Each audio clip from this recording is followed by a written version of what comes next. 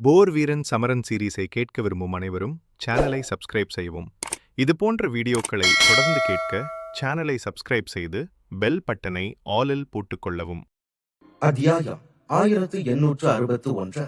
சுமார் 1 மணி நேரம் கடந்த போது கடலின் ஆழத்திற்கு ஜெயசமரனின் பார்வை சென்றது. அங்கே ஒரு பெரும் நிழல் மெதுவாக மேலே எழுவதை கண்டான். அதே நேரத்தில் ஒரு அபாயகரமான அலை எழுந்து அதன் நடுவில் இருந்து ஒரு பிரம்மாண்டமான திமிங்கலத்தின் கர்ஜனை ஒலி ஒலித்தது. பிறகு ஒரு கணம் கழித்து ஆயிரக்கணக்கான அடிகள் நீளமுள்ள ஒரு மாபெரும் நீல திமிங்கலம் அவர்களுக்கு முன்னால் தோன்றியது. அதன் உடலில் பொறிக்கப்பட்டிருந்த முத்திரைகளிலிருந்து அதற்குள் மறைந்திருந்த அபரிமிதமான சக்திகளை ஜெயசமரனால் தெளிவாக உணர முடிந்தது.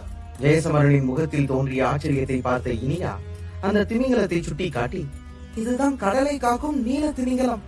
அசுர கடல்ல இருக்கிற மந்திர மிருகங்கள்ல இது ரொம்ப சக்தி வாய்ந்த 5ல 1. இதை தடுக்கக்கூடிய கடல் புயல் எதுவுமே இல்ல. இதோட உதவியால நாம அந்த புயல் மின்னல் பிரதேசத்தை இன்னும் வேகம் அடையலாம். சமரணனா, உங்களோட வேகம் அதிகம்தான், ஆனாலும் கடல்ல இதை விட வேகமா உங்களால போக முடியாது என்றாள். அவள் இதை சொல்லிக் கொண்டிருந்த போது ஜெயசமரன் அந்த பெரிய திமிங்கலத்தை கவனமாக பார்த்தான். அப்போது அவன் முகத்தில் மெதுவாக ஒரு புன்னகை தோன்றியது. பின்னர் அவன் இனியாவின் பின்னால் சென்று திமிங்கலத்தின் மேல் அமர்ந்தான். இருவரும் அமர்ந்தவுடன் திமிங்கலத்தின் உடலில் இருந்த ஒளிரும் முத்திரைகள் மேலும் பிரகாசித்தன. அதே சமயம் இனியாவையும் ஜெயசமரனையும் சுற்றி ஒரு பாதுகாப்பு கவசம் உருவானது.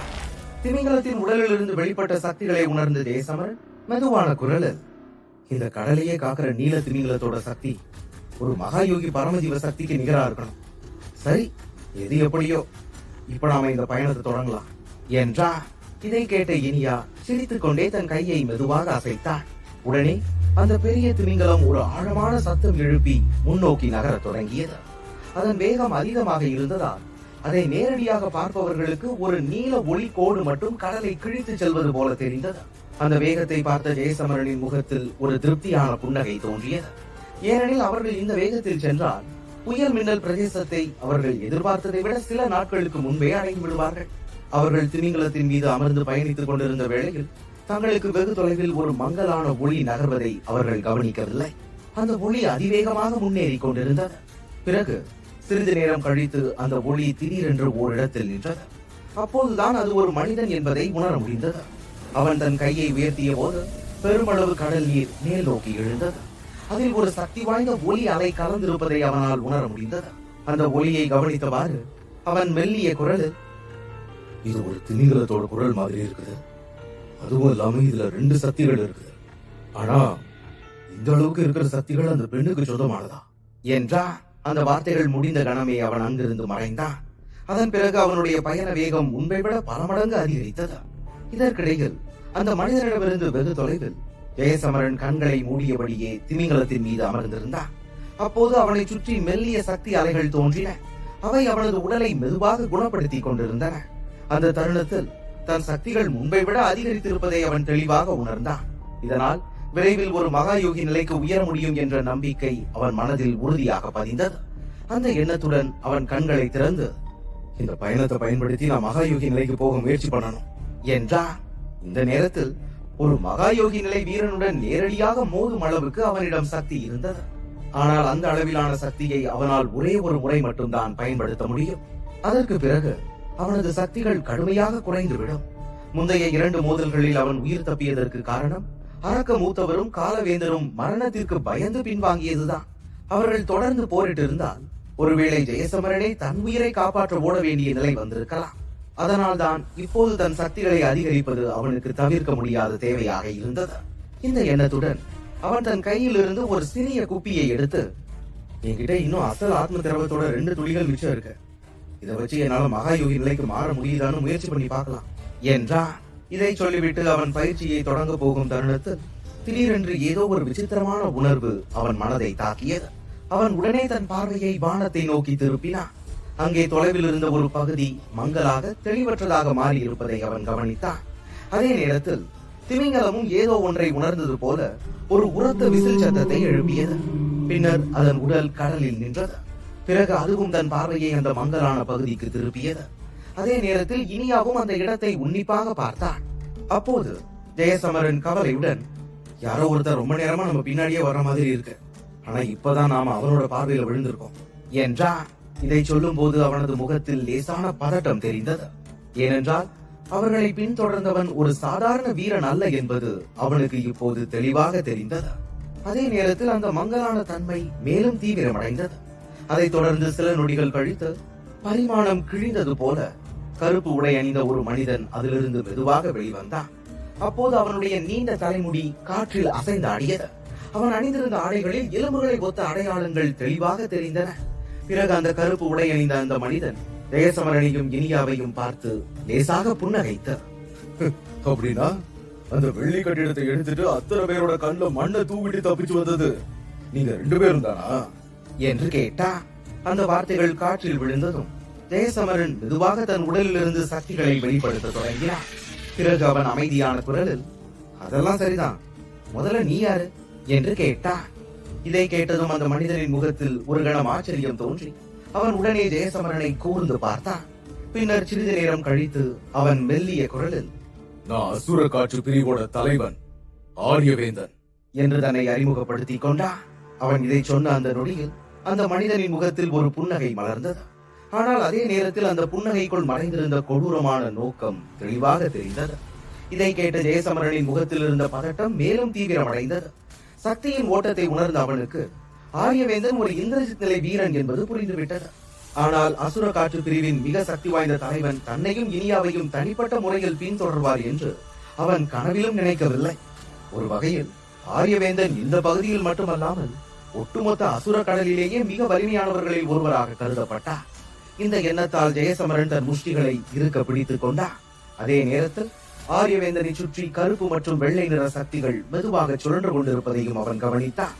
ஒரு இந்திரஜித்தாக இருப்பது என்றால் கிழக்கு பகுதியில் உள்ள பெரிய பிரிவுகளின் தலைவர்களுக்கு இணையான சக்தி அவரிடம் இருப்பதையே குறிக்கும். இதனால் ஜெயசமரன் கலக்கத்துடன் மெதுவாக, இந்த தடவை இவர்கிட்ட இருந்து தப்பிக்கிறது எங்களுக்கு ரொம்ப கஷ்டமா இருக்க போகுது. அசுர காற்று பிரிவோட தலைவர் எங்களை மாதிரி புதிய தலைமுறை வீரர்களை துரத்துறாருங்கிறத என்னால நம்பவே முடியல என்றான். அவன் குரல் தாழ்ந்திருந்தாலும் அவனது வார்த்தைகள் ஆரியவேந்தனின் காதுகளை எட்டின. அதை கேட்ட ஆரியவேந்தன் சிரித்துக் கொண்டே, உண்மையை சொன்னா நான் உங்களை தேடி வரவே இல்லை, வேறு ஒரு வேலையா தான் போயிட்டு இருந்தேன். ஆனா வழியில சமரன்கிற ஒரு சின்ன பையன் எங்க பிரிவு கிட்ட இருந்து ரொம்ப சிறப்பான ஒரு புதையலை எடுத்துட்டு ஓடிட்டான்ங்கிற செய்தி எனக்கு கிடைச்சது. அதனால வர்ற வழியிலேயே உங்களை சந்திக்கலாம்னு நினைச்சேன். ஆனா இது வெறும் தற்செயல் தான், வேற எதுவும் இல்ல. இங்க பாரு தம்பி, அந்த பொருளை நாங்க ரொம்ப நேர்மையான முறையில வாங்கி இருக்கோம். அதனால அதை எங்க கிட்ட இருந்து இப்படி புடிக்கிட்டு வந்தது பெரிய புத்திசாலித்தனமான வேலை இல்ல. சரி பரவாயில்ல, அந்த பொருளை அமைதியா என்கிட்ட கொடுத்துட்டு என் கூட அசுர காற்று பிரிவுக்கு வா என்றார். இதை கேட்ட ஜெயசமரன் லேசாக புன்னகைத்து இனியாவை பார்த்தான். பிறகு அடுத்த கணமே அந்த மர்மமான பெரும் திமிங்கலம் கடலில் தன் வாளை பலமாக அடித்தது. அதனால் உடனே ஒரு பிரம்மாண்ட நீரூற்றி எழுந்தது. அந்த நீரூற்று மிக பெரியதாக உருவெடுத்ததுடன் திமிங்கலம் மெதுவாக கடலின் ஆழத்திற்குள் இறங்க தொடங்கியது. அப்போது மேலே எழுந்த நீரூற்று ஆரியவேந்தனை நோக்கி நகர்ந்தது. ஆனால் அவரை நெருங்கியவுடன் அது தானாகவே சிதறி மறைந்தது. அதே நேரத்தில் ஆரியவேந்தன் தன் கைகளை லேசாக அசைத்தார். உடனே கடலில் இருந்த பகுதி முழுவதும் உறைந்து போனது. பிறகு திமிங்கலத்தால் ஒரு அடி கூட அங்கிருந்து நகர முடியவில்லை. இதை கண்ட ஆரியவேந்தன் தலையை அசைத்துக் கொண்டே, யாரு பேச்சையும் கேட்காத 2 குறும்புக்கார சின்ன குழந்தைங்க. சரி பரவாயில்ல, இப்போ உங்க 2 பேருக்கும் நல்ல குழந்தைகளா இருக்கிறது எப்படின்னு ஒரு பாடம் கற்றுக் கொடுக்க வேண்டிய பொறுப்பு என் கையில வந்து சேர்ந்து இருக்குது என்றார். அவர் இந்த வார்த்தைகளை முடித்த அடுத்த நொடியே ஜெயசமரன் திமிங்கலத்திலிருந்து தாவி விலகினான். பிறகு கண்ணிமைக்கும் நேரத்தில் அவன் ஆரியவேந்தனுக்கு பின்னால் தோன்றினான். அங்கே நின்றபடியே அவன் தன் கைகளில் ஒரு சிவப்பு ஒளியை உருவாக்கினான். அந்த ஒளிக்குள் அவனது இரத்த சக்தியும் கலந்திருந்தது. உடனே அந்த சிவப்பு ஒளியிலிருந்து விசித்திரமான அசுர சக்திகள் வெளிப்பட்டு ஆரியவேந்தனை நோக்கி அதிவேகமாக பாய்ந்தன. தன்னை தாக்கியதை உணர்ந்த ஆரியவேந்தன் திரும்பி கூட பார்க்கவில்லை. ஒரு பெருமூச்சுடன் அவர் தன் கைகளை மெதுவாக அசைத்து, உனக்கு எவ்வளவு தைரியம் இருந்தா நீ என்ன தாக்குவ? மரியாதை கொடுக்க தகுதியானவன் தான் நீ, அதான் நான் ஒத்துக்கிறேன். ஆனா என்னோட மரியாதை உனக்கு கிடைக்காது என்றார். அப்போது அவரது கைகளில் இருந்து வெளிப்பட்ட சக்திகள் ஜெயசமரனின் வேகமான தாக்குதலுடன் நேரடியாக மோதின. பிறகு ஒரே நொடியில் அந்த தாக்குதல் முற்றிலும் செயலிழந்து அந்த சிவப்பு ஒளி மெதுவாக பலவீனம் அடைந்தது. அப்போதுதான் அந்த ஒளிக்குள் உண்மையில் ஒரு கூர்மையான சிவப்பு பல் மறைந்திருப்பது தெளிவாக தெரிந்தது. அது ஜெயசமரன் சில காலத்திற்கு முன்பு பெற்ற எல்லையற்ற புதையலேதான். அந்த புதையலுக்கு அசுர சுராபல் என்ற பெயர் இருந்தது. ஆனால் அதன் சக்தி வாய்ந்த தாக்குதலையும் ஆரியவேந்தன் மிக எளிதாக செயலிழக்க செய்து விட்டார். இதிலிருந்து ஒரு இந்திரஜித்தின் சக்தி எவ்வளவு பிரம்மாண்டமானது என்பதை காண முடிந்தது. அந்த நேரத்தில் ஜீவ மரண வாசலின் கவசம் சூழ்ந்த நிலையில் இனியா ஜெயசமரனின் அருகே வந்து நின்றாள். பிறகு அவள் உறுதியான குரலில், நீ அசுர காற்று பிரிவோட தலைவனா இருந்தா என்ன? நீ நினைச்ச உடனேயே எங்க பாதையை தடுக்க முடியும்னு எதை வச்சு நினைக்கிற என்று கேட்டாள். இதை சொன்ன அடுத்த கணமே அவருடைய உடலிலிருந்து பெரும் சக்திகள் வெளிப்பட்டு அந்த எல்லையற்ற புதையலை நிரப்பின. பிறகு உடனே அவள் ஆரியவேந்தனை நோக்கி ஒரு சக்தி வாய்ந்த தாக்குதலை தொடுத்தாள். ஆனால் ஆரியவேந்தன் இம்முறையும் சிறிதும் சிரமமின்றி தன் கையை லேசாக அசைத்தார். அந்த அசைவு நேரடியாக அவருடைய கவசத்துடன் மோதியது. அந்த கணமே முழு பெருங்கடலும் நடுங்கி அதிலிருந்து எண்ணற்ற நீரூற்றுகள் மேலெழுந்தன. அப்போது அந்த நீரூற்றுகளின் நடுவில் பறந்து கொண்டிருந்த இனியா கடலில் மோசமாக வீழ்ந்தாள். அதே நேரத்தில் இந்த அதீத சக்தி வாய்ந்த மோதலால் இனியா கடுமையாக காயமடைந்திருந்தாள். அதனால் உடனே அவளது வாயிலிருந்து சிறிது ரத்தம் வழிய தொடங்கியது. இனியா காயமடைந்ததை பார்த்த ஜெயசமரனின் கண்கள் கோபத்தால் சிவந்தன. அவன் ஆவேசமாக, ஆரியவேந்தா, உன்னை சும்மாவே விட மாட்டேன் என்று கத்தினான். இதை சொல்லிவிட்டு அவன் தன் இரு முஷ்டிகளையும் இருக்க பிடித்துக் கொண்டு ஒரு விசித்திரமான ஒளி வலையை அவசரமாக உருவாக்க தொடங்கினான். ஆனால் ஆரியவேந்தன் அவனை பொருட்படுத்தவில்லை. அதற்கு பதிலாக அவர் மறுபடியும் மறைந்து இனியாவுக்கு அருகில் தோன்றி தன் கைகளில் கருப்பு மற்றும் வெள்ளை சக்திகளை திரட்டி அவள் மீது ஒரு கொடிய தாக்குதலை நிகழ்த்தினார். அந்த தாக்குதல் நேராக இனியாவின் தொண்டையை நோக்கி பாய்வதை பார்த்த ஜெயசமரனின் உள்ளம் பதறியது. அதனால் அவன் வேகமாக அந்த ஒளி வலையை முடிக்க முயன்றான். ஆனால் ஆரியவேந்தனின் கை இனியாவின் தொண்டையிலிருந்து ஒரு அடி தூரத்தில் இருந்த தருணத்தில் இனியா திடீரென கடலுக்குள் இழுக்கப்பட்டாள். அதே சமயம் கடலிலிருந்து ஒரு நீல ஒளி வெளிப்பட்டது. அதன் உள்ளே கருப்பு மற்றும் வெள்ளை சக்திகள் கலந்திருந்தன. பிறகு அந்த ஒளி மிக வேகமாக ஆரியவேந்தனை நோக்கி பாய்ந்தது. இந்த எதிர்பாராத தாக்குதலால் ஆரியவேந்தனின் முகம் நிறம் மாறியது. அவர் உடனடியாக தன் தாக்குதலை நிறுத்தி அந்த புதிய தாக்குதலை எதிர்கொள்ள வேண்டிய நிலைக்கு தள்ளப்பட்டார். அப்போது அந்த இரு சக்திகளும் ஓடியது. ஒரு பயங்கரமான சக்திகளின் அதிர்வு அங்கே உருவாகி தண்ணீர் நாலாபுரமும் தெரித்தது. அந்த அதிர்வின் காரணமாக இனியா வெகு தூரம் தள்ளப்பட்டார். அப்போது கடலில் இருந்து ஒரு நிழல் வெளிப்பட்டு பின்னோக்கி சென்று கொண்டிருந்த இனியாவை பிடித்து அவள் கீழே விழாமல் தாங்கிக் கொண்டது. இதை கண்ட ஆரியவேந்தன் தன்னை சமாளித்துக் கொண்டு முகத்தில் லேசான கவலையுடன், நீங்க யாருன்னு எனக்கு தெரியாது. ஆனா இந்த விஷயம் அசுர காற்று பிரிவுக்கு சொந்தமானது. அதனால இதுல தலையிடாம இருக்கிறது உங்களுக்கு நல்லது என்று எச்சரித்தார். அந்த நேரத்தில் கடல் அலைகள் மேலும் உயர்ந்தன. அப்போது ஜெயசமரன் தண்ணீரிலிருந்து வெளிப்பட்ட அந்த நிழலை உற்று பார்த்தார். அது உண்மையில் நீல நிற ஆடைகளை அணிந்த ஒரு மனிதன். அந்த கடலின் புயலுக்கு மத்தியில் அவர் அமைதியாக நின்று கொண்டிருந்தார். அவருடைய கண்கள் நீல நிறத்தில் ஒளிர்ந்தன. பிறகு ஒரு கேலியான சிரிப்புடன் அவர், அசுர காற்று பிரிவா, உனக்கு எவ்வளவு தைரியம் இருந்தா எங்களோட அழியா புனித மீன் பிரிவோட ஒரு வீராங்கனையே காயப்படுத்துவ. அவளுக்கு நீ பாடம் சொல்லி கொடுக்க போறியா?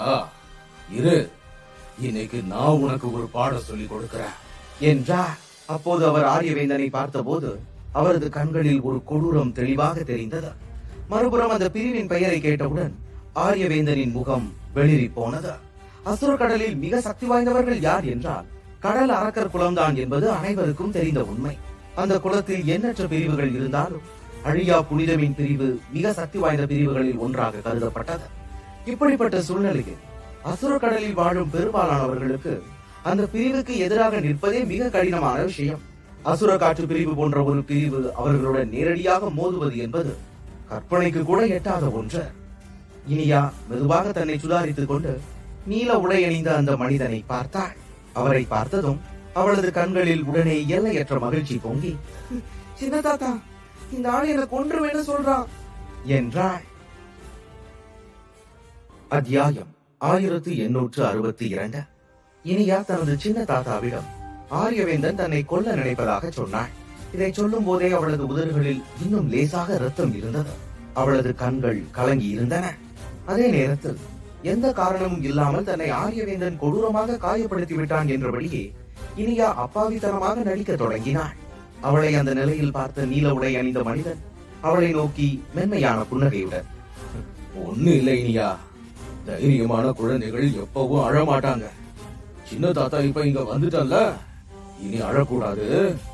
இனி யாரும் உன்னை தொட முடியாது. கவலைப்படாத, தாத்தா இருக்க என்று நிதானமாக சொன்னார். இப்படி சொல்லிவிட்டு அவர் மீண்டும் ஆரியவேந்தனை நோக்கி பார்த்தார்.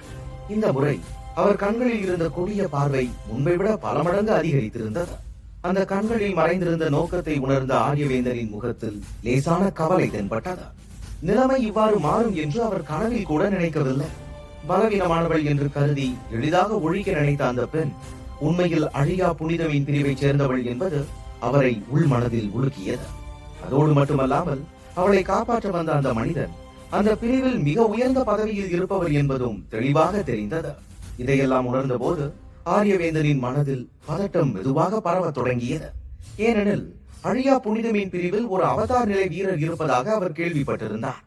அப்படிப்பட்ட ஒருவரின் சக்தி அசுர காற்று பிரிவை விட அளவற்றதாக இருக்கும் என்பதும் அவருக்கு தெரியும். இருப்பினும் ஆரியவேந்தனும் சாதாரணமான வீரன் அல்ல. பிறகு அவர் தன்னை சுதாரித்துக் கொண்டு நிதானமாக, இந்த 2 பேரும் எங்க அசுர காற்று பிரிவு கிட்ட இருந்து ரொம்ப சிறப்பான ஒரு பொருளை திருடிட்டு வந்துட்டாங்க. திருடனவங்க கிட்ட இருந்து எங்களோட பொருளை திருப்பி கேட்கறதுல எந்த தப்பு இல்லையே. உங்களோட அழியா புனித மீன் பிரிவு ரொம்ப சக்தி வாய்ந்ததுன்னு நான் ஒத்துக்கிறேன். ஆனா அதுக்காக எங்க அசுர காற்று பிரிவு உங்களை பார்த்து பயந்துரும்னு ஒரு நாளும் நினைச்சுக்காதீங்க. எங்க பிரிவுக்கும் இந்த அசுர கடல்ல கொஞ்சம் நல்ல பேர் இருக்கு. எது எப்படியோ இந்த திருட்டுக்காக இவங்க கண்டிப்பா தண்டிக்கப்படுவாங்க என்றார். இந்த வார்த்தைகளை கேட்டதும் நீல உடை அணிந்த அந்த மனிதனின் முகத்தில் லேசான ஆச்சரியம் தோன்றியது. பின்னர் அவர் அருகில் இருந்த ஜெயசமரனை ஒருமுறை பார்த்துவிட்டு சிரித்தபடியே ஆரியவேந்தனிடம், என்ன, இந்த குழந்தைங்க உங்ககிட்ட இருந்து எதையோ எடுத்துட்டு ஓடி வந்துட்டாங்களா? நீ ஏதோ உங்க அசுர காற்று பிரிவுக்கு அசுர கடல்ல நல்ல பேர் இருக்குதுன்னு சொன்ன. அப்படி இருக்கும்போது இந்த குழந்தைங்க உங்ககிட்ட இருந்து ஒரு விலை மதிப்பற்ற பொருளை எப்படி எடுத்துட்டு வர முடியும்? இதுவே உங்க பிரிவு ஒன்னத்துக்கும் ஆகாதவனுங்க இருக்கிற பிரிவுன்னு தெளிவா தெரியுது என்றார். அந்த வார்த்தைகளை கேட்ட ஜெயசமரன் ஆழ்ந்த மூச்சை விட்டான். ஏனெனில் நீல உடை அணிந்த அந்த மனிதன் உண்மையிலேயே அசாதாரண தைரியசாலி. இல்லை என்றால் ஆரியவேந்தன் போன்ற ஒரு சக்தி வாய்ந்த ஒருவரிடம் இவ்வாறு வெளிப்படையாக பேசுவது சாத்தியமில்லை. அந்த நேரத்தில் ஜெயசமரன் ஆரியவேந்தனை பார்த்தபோது அவருள் கொந்தளித்துக் கொண்டிருந்த கோபத்தின் அளவை உணர்ந்தார்.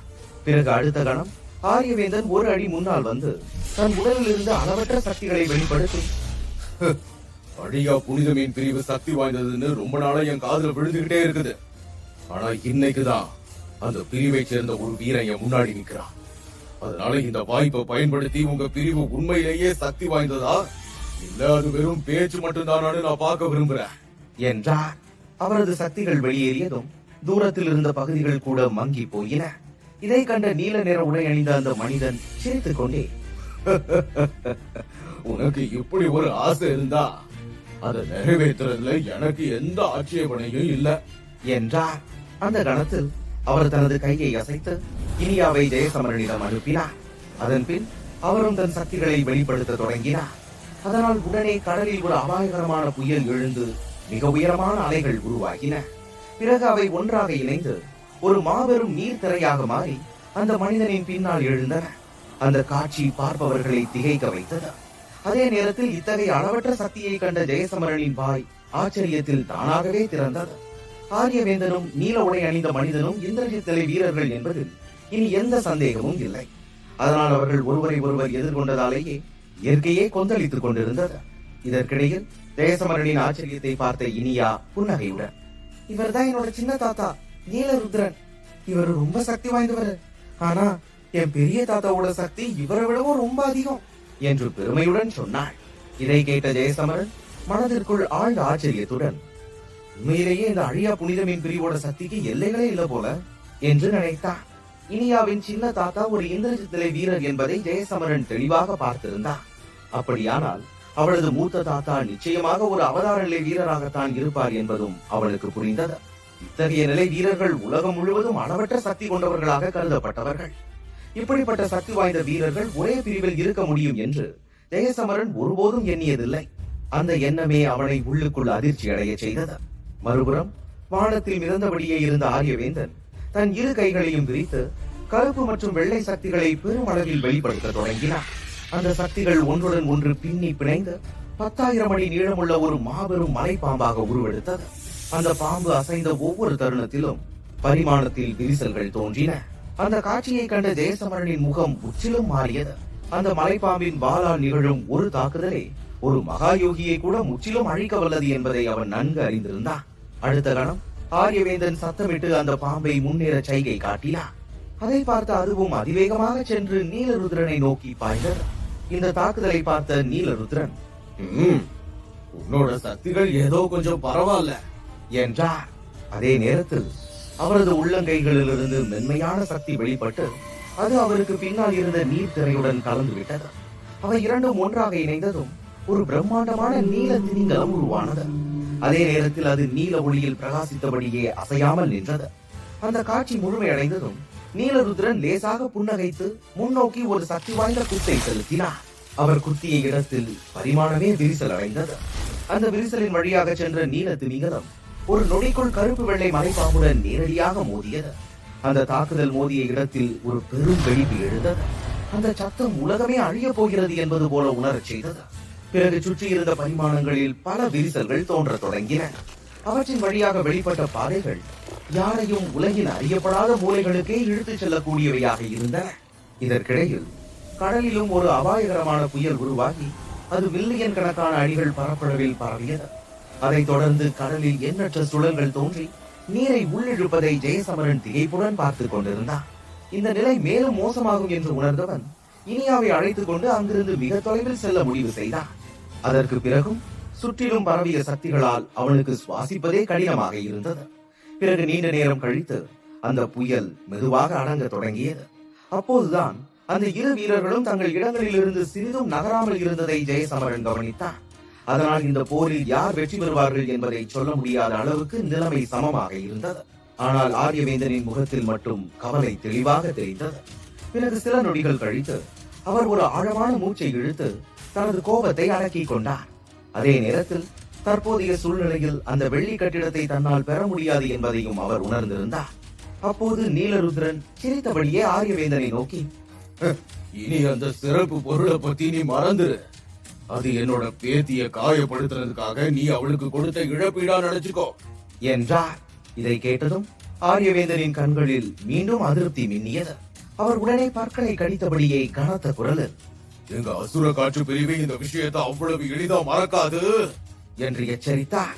ஆனால் அந்த மிரட்டலும் நீலருத்ரனை சிறிதும் பாதிக்கவில்லை. மாறாக அவர் அமைதியான புன்னகையுடன், உன்னோட பிரிவு என்ன பண்ண நினைக்குதோ அதை தாராளமா பண்ணிக்கோங்க. எங்களோட அழியா புனித மீன் பிரிவு அதுக்கு முழுசா தயாராகவே இருக்கும். நீங்க ஒரு வாழ்வா சாவா போற விரும்பினாலும் அதுக்கும் எங்களுக்கு எந்த பயமும் இல்ல. ஆனா உன்னை மட்டும் முன்னாடியே சொல்லிக்கிறேன், என்னோட பேத்தி இனியாவுக்கு ஏதாவது நடந்தா எந்த போரும் தொடங்குறதுக்கு முன்னாடியே உங்களோட அசுர காற்று பிரிவுன்னு ஒரு பிரிவு இந்த அசுர கடல்ல இருந்ததற்கான அடையாளமே இல்லாம அழிச்சிருவோம் என்று கடுமையாக சொன்னார். அதற்கு பதிலாக ஆரியவேந்தனும் தன் கண்களில் பெருமிதத்துடன், உங்களோட அழியா புனித மீன் பிரிவு சக்தி வாய்ந்ததா இருக்கலாம். ஆனா இந்த உலகத்திலிருந்து எங்களோட பிரிவை நீங்க அழிக்க நினைச்சா அதுக்காக நீங்களும் ரொம்ப பெரிய விலையை கொடுக்க வேண்டி இருக்கும். அதை மட்டும் நீங்க ஞாபகம் வச்சுக்கோங்க என்றார். இதை சொல்லிவிட்டு இன்று தன்னால் மேலும் எதுவும் செய்ய முடியாது என்பதை அவர் உணர்ந்து கொண்டார். அதனால் ஒரு சிறு அசைவுடன் தனது கையை சுழற்றினார். பிறகு அடுத்த கணமே அந்த மங்கலான இடத்திலிருந்து கண்ணிமைக்கும் நேரத்தில் அவர் மறைந்து போனார். அவர் சென்றதை பார்த்ததும் சற்று தொலைவில் நின்றிருந்த ஜெயசமரன் நிம்மதியாக ஒரு பெருமூச்சு விட்டார். இதற்கிடையில் இனியா முகத்தில் அதிருப்தியுடன் நீலருத்ரனை பார்த்து கோபம் கலந்த குரலில், சின்ன தாத்தா, நீங்க என் பேச்ச கேட்கவே இல்ல. அவனை முடிச்சிருன்னு நான் சொன்னேன்ல. பெரிய தாத்தா மட்டும் இங்க இருந்திருந்தா அவன் இங்கிருந்து உயிரோட தப்பிச்சிருக்கவே மாட்டான் என்றாள். அவளது வார்த்தைகளை கேட்ட நீலருத்ரன் சற்றே தயங்கியபடியே பெருமூச்சு விட்டார். பின்னர் லேசான புன்னகையுடன், இங்க பாரு இனியா, அவனோட சக்தியும் இந்திரஜித் நிலையில தான் இருக்குது. அப்படி இருக்கும்போது அவனை அவ்வளவு எளிதா கொல்ல முடியும்னு நீ நினைக்கிறியா? சரி, அதையெல்லாம் விடு. உன்னால நம்மளோட முழு பிரிவு எவ்வளவு கவலைப்பட்டுச்சுன்னு உனக்கு தெரியுமா? இப்படி நீ ஓடி ஒளிய வேண்டிய அவசியம் எதுக்கு வந்துச்சு என்று கேட்டார். அதற்கு இனியா எந்த மறைப்பும் இல்லாமல், அந்த இடத்துல எனக்கு ரொம்ப சலிப்பா இருந்துச்சு சின்ன தாத்தா. அங்கிருந்து நான் ஓடி வந்ததாலதான் என்னோட வாழ்க்கை இப்ப சாகசமாகவும் ரொம்ப சுவாரஸ்யமாகவும் மாறி இருக்குது. இதோ இவர் தான் சமரன் அண்ணா. இவர் என்னோட உயிரை நிறைய தடவை காப்பாத்தி இருக்காரு. என்றாள். அதே நேரத்தில் ஜெயசமரனும் கைகளை சேர்த்து நீலருத்ரனுக்கு மரியாதையாக வணக்கம் செலுத்தினான். ஆனால் நீலருத்ரனின் முகத்தில் ஒரு விசித்திரமான மகிழ்ச்சி தோன்றியது. பிறகு ஜெயசமரனை உற்று பார்த்து, சமரனா, நீதான் அந்த சமரன் ஜெயந்தனா? உன்னோட பேரை நான் பல நாளா கேட்டுக்கிட்டே இருக்கேன். ஆனா உன்னை இப்ப பார்க்கும் போதே பண்டைய நாகசக்தியை பயன்படுத்துறதுல நீ ரொம்ப பக்கத்துல வந்துட்டேன்னு எனக்கு புரியுது என்றார். இந்த வார்த்தைகளை கேட்ட ஜெயசமரன் திகைத்து நின்றான். நீலருத்ரன் தன் பெயரையும் அந்த நாகசக்தியையும் அறிந்திருப்பார் என்று அவன் எதிர்பார்க்கவே இல்லை. சில கணங்கள் யோசித்த பிறகு அவன் உள்ளுக்குள், ஒருவேளை மூத்த நீலருத்ரன் மூத்த பைரவனை சந்திச்சிருக்கணும், அங்க அவங்க என்ன பத்தி பேசியிருக்கலாம் என்று நினைத்தான். அந்த எண்ணத்துடனே அவன் நீலருத்ரனை பார்த்து, மூத்தவரே, நீங்க இதுக்கு முன்னாடி மூத்த பைரவனை சந்திச்சிருக்கீங்களா என்று கேட்டான். அதற்கு நீலருத்ரன் புன்னகையுடன் தலையசைத்து, ஆமா, உண்மையை சொன்னா பைரவனோட பார்வையில இவ்வளவு திறமையான புதிய தலைமுறை வீரனை நான் ரொம்ப அரிதாதான் பார்த்திருக்கேன். சமரா, நீ கண்டிப்பா ஒரு நிகரற்ற வீரனா மாறுவ என்றார். இதை கேட்டதும் ஜெயசமரனின் முகத்தில் மென்மையான ஒரு புன்னகை மலர்ந்தது. பைரவனுக்கு தன் மீது என்ன அபிப்பிராயம் இருந்தது என்று அவனுக்கு தெரியாது. ஆனால் அவர் அந்த அசுர பகுதியில் உதவி இருக்கவில்லை என்றால் அவர்கள் மூவரும் உயிரோடு தப்பி இருப்பது சாத்தியமே இல்லை என்பதையும் அவன் நன்றாக அறிந்திருந்தான்.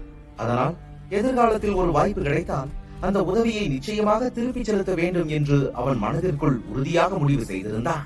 இதற்கிடையில் நீலருத்ரன் இனியாவை பார்த்து, இனியா, உண்மையை சொன்னா உன்னாலதான் நான் இங்க வந்தேன். நீ பண்ண எல்லா குறும்புகளும் எங்களுக்கு தகவலா வந்துருச்சு. அதுல ரத்தச்சுரா கும்பலை நீ எதிர்கொண்ட சம்பவமும் இருந்துச்சு.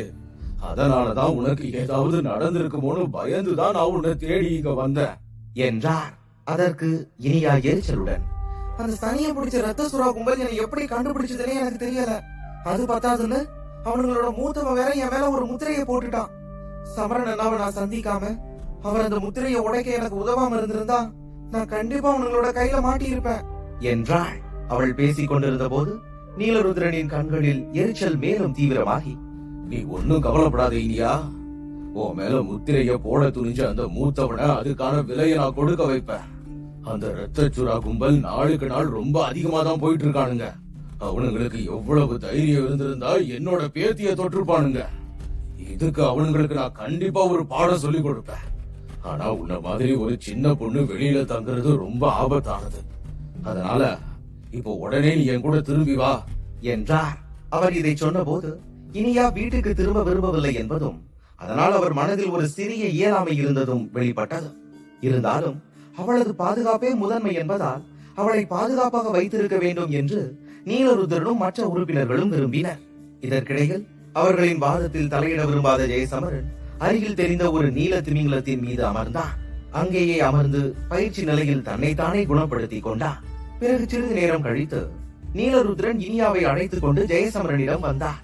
அப்போது ஜெயசமரன் கண்களை திறந்தபடியே இருப்பதை கண்ட நீலருத்ரன் மென்மையாக, இங்க பாரு சமரா, இந்த பொண்ணு ரொம்ப பிடிவாதமா உன் கூட வரணும்னு சொல்லிட்டு இருக்கா. அதனால நீ அவளை ரொம்ப கவனமா பாத்துக்குவேன்னு நான் நம்புறேன். நீ என்ன சொல்ற என்று கேட்டான். அத்தியாயம் 1863. நீலருத்ரனின் வார்த்தைகளை கேட்டதும் ஜெயசமரன் ஒரு கணம் ஆச்சரியமடைந்தான். பின்னர் அவன் இனியாவை திரும்பி பார்த்தான். அவளது முகத்தை பார்த்ததும் அவன் ஒரு சிறிய புன்னகையுடன், மூத்த நீலருத்ரன், நீங்க ஒன்னும் கவலைப்பட வேண்டாம். இனியா எனக்கு தங்கச்சி மாதிரி. அதனால அவ என் கூட வர விரும்புனா அதுல எனக்கு எந்த தயக்கமும் இல்ல. அவளோட பாதுகாப்பு என்னோட பொறுப்பு என்றான். இதை கேட்ட நீலருத்ரன் திருப்தியான புன்னகையுடன், அப்படின்னா நான் கொஞ்சம் நிம்மதியா இருக்கலாம். உண்மையை சொன்னா பைரவன் எனக்கு ஒரு வேலை கொடுத்திருக்கான். அதனால நான் இப்ப அவனை பார்க்க தான் போயிட்டு இருக்கேன். அங்க இனியாவை என்னால கூட்டிட்டு போக முடியாது. ஆனா அவ இப்ப உன் கூட இருக்கிறது என் மனசுக்கு கொஞ்சம் நிம்மதி தருது. அப்புறம் நீங்க 2 பேரும் இப்ப புயல் மின்னல் பிரதேசத்துக்கு போறீங்கன்னு இனியா சொன்னா, அப்படியா என்று கேட்டார். அதற்கு ஜெயசமரன் லேசாக தலையசைத்தபடியே, ஆமா, அசுர காற்று பிரிவு கிட்ட இருந்து நாங்க எடுத்த அந்த வெள்ளி கட்டிடத்தை ஒரு அவதார நிலை வீரனோட குகைக்குள்ள போக பயன்படுத்த முடியும். அதனால அங்க போய் எங்களுக்கு ஏதாவது தனித்துவமான புதையல் கிடைக்குதான்னு பாக்கலான்னு நினைச்சோம் என்றான். அவன் சொன்னதும் நீலருத்ரன் சிறிது நேரம் சிந்தனையில் மூழ்கி, புயல் மின்னல் பிரதேசம் உண்மையிலேயே ரொம்ப விசித்திரமானதும் அபூர்வமானதும் தான். அதனால அங்க ஒரு அவதார நிலை வீரனோட குகை இருக்கிறதுல எனக்கு எந்த ஆச்சரியமும் இல்ல. நீங்க தாராளமா அங்க போகலாம். உங்களோட அதிர்ஷ்டம் நல்லா இருந்தா உண்மையிலேயே உங்களுக்கு ஒரு நல்ல புதையல் கிடைக்க வாய்ப்பு இருக்குது என்றார். இந்த வார்த்தைகள் ஜெயசமரனுக்கு சிறிய வியப்பை அளித்தன. ஏனெனில் அந்த பகுதி மிகவும் அறியப்படாததாக கருதப்பட்டது. அதனால் அப்படிப்பட்ட இடத்தை பற்றி நீலருத்ரன் அறிந்திருப்பது அவனுக்கு சற்று ஆச்சரியமாக இருந்தது. அந்த எண்ணத்துடன் ஜெயசமரன் மெதுவாக, மூத்தவரே, உங்களுக்கு அந்த பகுதியை பத்தி இவ்வளவு தெரிஞ்சிருக்குதுன்னா நீங்க ஏன் எங்க கூட வரக்கூடாது? உங்களை மாதிரி சக்தி வாய்ந்த ஒருத்தர் எங்க கூட இருந்தா எங்களுக்கு எந்த ஆபத்தும் இருக்காது என்றான். இதற்கு நீலருத்ரன் சிரித்துக் கொண்டே, சமரா, நாங்க எல்லாம் கடல் அசுரர்கள். எங்களுக்கு இந்த கடல்ல தெரியாத பகுதிகளே இருக்க முடியாது. அதனால மனிதர்களுக்கு தெரியாத பல இடங்கள் எங்களுக்கு தெரியும். புயல் மின்னல் பிரதேசத்தை நான் ஏற்கனவே பார்த்திருக்கேன். ஆனா அதுக்குள்ள போனதில்ல. அதுக்கு என்ன காரணம்னா அங்க நுழையிறது ரொம்ப கஷ்டம். ஆனா உண்மையை சொன்னா அந்த இடத்துல ஒரு விசேஷமான முத்திரை இருக்குது. அதனால அதிக சக்தி கொண்டவர்கள் அங்க போக முடியாது என்றார். இதை கேட்ட ஜெயசமரன் மேலும் ஆச்சரியமடைந்தான். புயல் மின்னல் பிரதேசத்தில் சக்தி வாய்ந்தவர்களை தடுக்கக்கூடிய ஒரு முத்திரை இருக்கும் என்று அவன் ஒருபோதும் எண்ணவில்லை. ஆனால் அதே நேரத்தில் அது அவனுக்கு சாதகமாகவே தோன்றியது. ஏனெனில் குறைந்தபட்சம் அங்கே மிகப்பெரிய எதிரிகளை சந்திக்க வேண்டிய நிலை இருக்காது. அதே நேரத்தில் மின்னலை தாங்கும் பண்டைய குறியீட்டை எடுக்கும் தன் பயணம் மிகவும் எளிதாகும் என்ற நம்பிக்கையும் அவனுக்குள் எழுந்தது. அப்போது நீலருத்ரன் மேலும், எனக்கு தெரிஞ்ச வரைக்கும் அந்த குகைக்கு 3 சாவிகள் இருக்குது. அது எல்லாமே நீ வச்சிருக்கிற அதே மாதிரி வெள்ளி கட்டிடங்கள் தான். மீதி இருக்கிற 2 வெள்ளி கட்டிடங்கள் வேற வேற இடங்கள்ல இருக்குது.